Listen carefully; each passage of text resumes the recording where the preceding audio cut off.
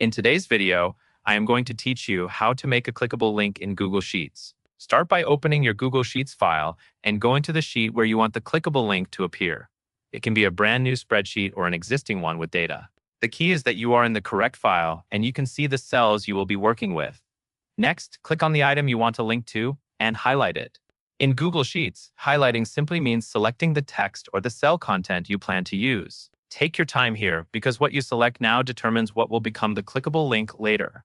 With that content highlighted, click Highlight again as shown in the workflow, making sure the selection is still active. This is important because if you click away and the selection is lost, the link may not apply to the right text or cell. Now you will copy the link.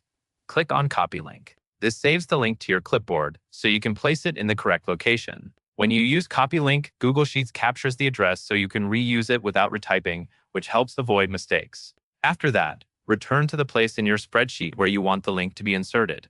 Click again on Highlight to select the cell or text where the link should go. Be precise and make sure you are selecting the correct destination, especially if you have a lot of similar rows or columns. Once the destination is highlighted, click on Paste. This places the copied link into the selected spot. Depending on your layout, you may see the full web address appear, and it should become clickable. If it does not look clickable right away, click back into the cell and then click outside of it to let Google Sheets finalize the formatting. Finally, click on Highlight again and then click on Highlight one more time as shown in the steps. This ensures the link is selected and easy to confirm. You can test it by clicking the link and verifying it opens the expected page. That covers everything you need to know.